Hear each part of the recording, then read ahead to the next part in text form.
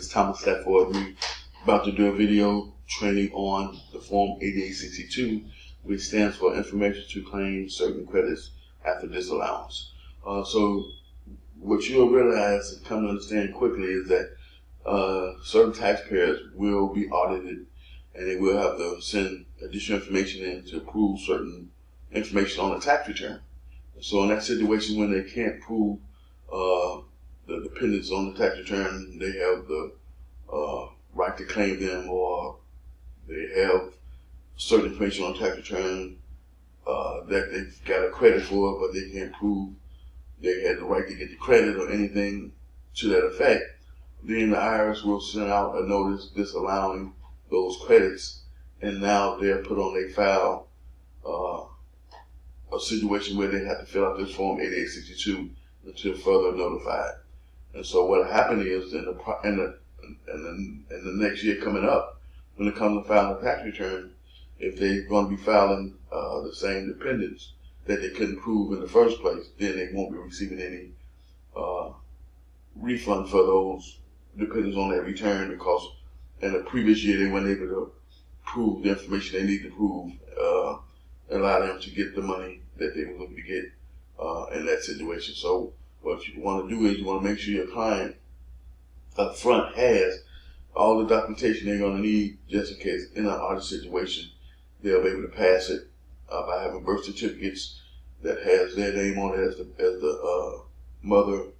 If the mother's the one filing them, if it's the father's name on the birth certificate, proving that they're the relationship piece that's there with the birth certificate, the social security numbers, and any other documents that's going to show that they all stayed and lived in the same house, like school records, medical records, things of that nature.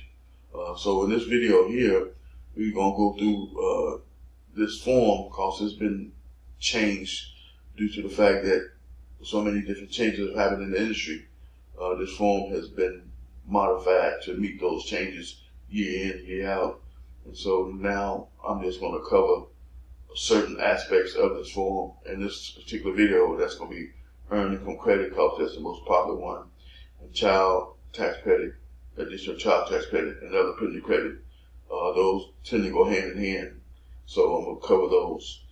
American Opportunity Credit won't be covered in this particular video, but in another video I'll go through that as well.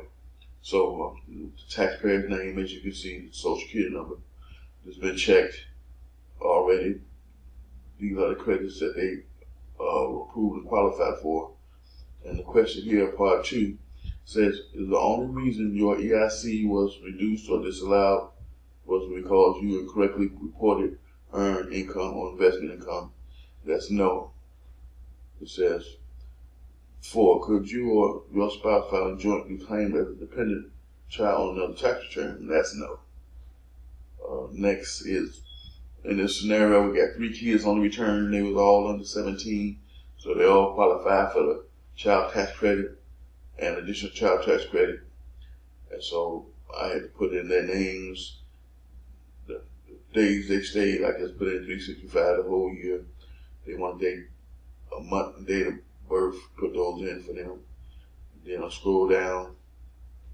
This section doesn't apply, so we skip that. This here section applies, so these are the credits they got. So these are the names again for those particular credits. And right here it talks about for each child listed in response to question 12, did the child live with you for more than half the year? And it said yes to all 3 children. For each child listed in response to question 12, did the child meet the requirements to be a qualified child for child tax credit or just a child tax credit? Yes to all 3 dependents. For each person claimed as a qualifying child or other dependent for the child tax credit or additional child tax credit or other dependent credit is the person that you're dependent. Yes, again, for all 3.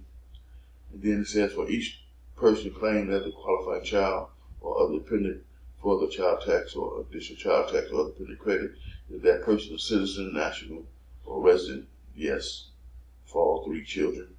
Then we go, we skip this section, because like I said, we're not dealing with the education credit, which is called American Opportunity Credit. And Then we skip this section. This doesn't apply either. And we go down to here.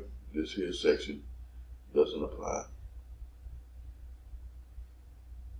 So basically, this question here, did any other person except your spouse or filing joint and your dependents claim on return to live with the child? And that's no.